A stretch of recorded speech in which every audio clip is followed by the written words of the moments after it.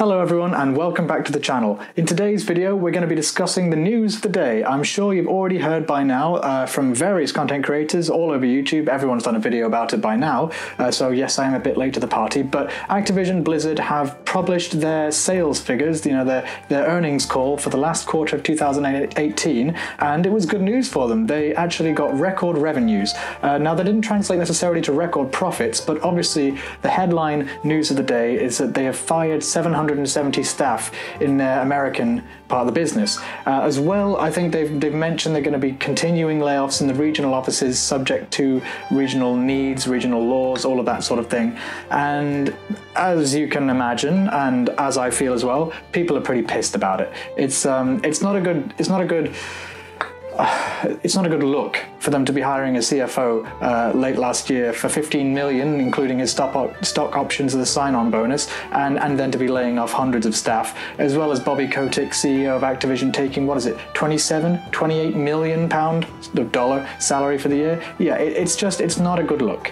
And I'm not really going to be talking about that so much in this video, but this is just the background to what I'm talking about here. So in my previous video, I talked about the problems with loot trading and how John Statz mentioned that customer service representatives were the single biggest expenditure in all of vanilla Warcraft back in the day. And, that was pretty staggering to find out, because I'm sure there was a hell of a lot of expenditures going into making what was really the biggest game ever at the time.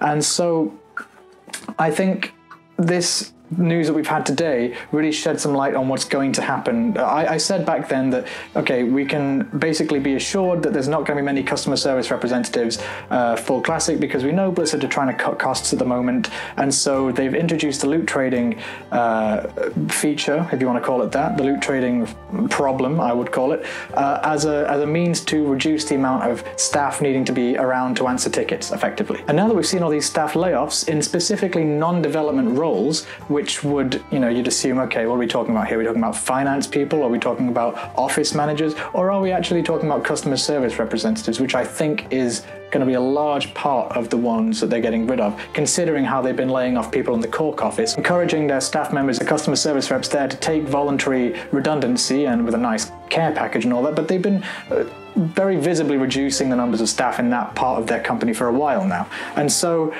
my pitch here, the thing I'm trying to get across today, is that Blizzard, and their stockholders, the people that are really most important to them at the moment, though that does, make all of us pretty sad, Blizzard and their stockholders can win when it comes to Classic, whilst Classic can also win. It is a win-win situation here. There is a way to do it, and I'm just about to tell you what it is. But first, I need to take a sip of tea, because otherwise I'll get people in the comments asking me why I didn't. Okay, so here's the thing. Classic World of Warcraft is a good game because it's a hard game. Because it's an unforgiving game that doesn't care about you and will watch you die in a gutter of dysentery and general poverty. That is how Classic treats its players. It doesn't give them anything for free, and therefore everything is valuable, because you know exactly how much effort it took to get that. And also because you know how much effort it took to get everything in the game, you're able to look around in Stormwind, Ironforge, or Orgrimmar and say, oh wow, that guy really put in some effort, and I respect him. I understand where he's been. We're all on this same journey, and so we can see where we each are on that journey and either help each other along. It's like, oh, you're a bit of a low-level player. Oh, you're a bit of a noob. You're a fresh 60. Oh, look at your terrible armor. I'll give you a hand. All of that sort of thing. Or you're looking up to the really experienced player, asking them for help or advice on how to play their class, or hey, can you come and do this run with me? All of that great stuff, which with the era of transmogrification, you don't know where anyone's at. Everyone looks the same. A level 1 could look just as good as a level 120, whatever it is now. Yeah, so that aspect of the game is crucial. The unforgiving and thus rewarding aspect of gameplay is what we really all love about Classic. If you were to distill it into one thing, I think that's the main aspect. All of the community aspects, I think, flow from there. And so what Blizzard is trying to do by cutting customer service representatives is basically that they're going to be introducing the loot trading, they're going to be introducing the right-click report features. All of that is to try and smooth over the cracks and all of the potentially what they might call pain points, as a business term, in the customer experience. So if you're in a raid or a dungeon group and someone accidentally gives themselves a piece of item or ninja loots, whatever it might be, and they're not able to trade you that item because it's then soulbound to themselves, that's a pain point. So that's something that will make the player upset. And ordinarily they'd open a ticket and get that resolved.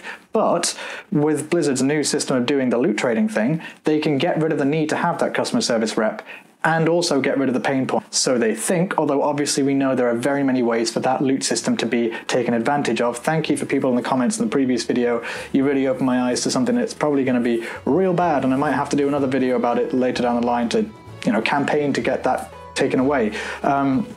And also the right-click report feature. I know plenty of people have done good videos on that. Again, you would need a customer service rep to check tickets if you're reporting someone ordinarily, but they're obviously wanting to get rid of those people, and so having an automated system for reporting, though patently retarded, they're doing it to remove that pain point whilst also removing the need to pay someone to do a job. So what I suggest instead is don't bother. Remove the customer service reps and let us figure it out by ourselves. I know they're probably not going to do that. I know they're not going to let people, they're not going to make it difficult to report people or make the process for reporting people take a long time. They're going to make reporting people really easy because, I don't know, that's just the political climate that we seem to be in. People do not like offensive comments. People don't like any sort of interactions that make them displeased, whether or not the person that got banned really did anything particularly reproachable anyway.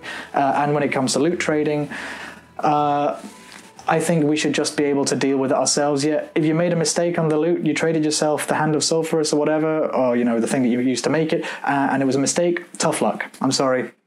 That's how it is. You made a mistake there. There'll be another time that we're not going to go to Burning Crusade on the same server. I think it's going to be locked at vanilla. In the future, they might release separate Burning Crusade servers, but you're going to have plenty of time to try and get that drop again. So don't worry about it too much. It will happen again, probably. The statistics are on your side, considering you have eternity, basically, to play this game. And because of that, I think we should just totally take the bullet, soldier on through, and deal with the consequences. I think the vanilla community is pretty mature. We're generally, in terms of gaming community, if you look at demographics of classic WoW content creators, we're all like 20 plus, generally speaking. So we're all adults. Apart from the youngsters who want to join the ride, that's great. And so I think we can police ourselves. I think we're responsible enough to be able to handle a little bit of edgy content without having to report everyone and get an automated process for that.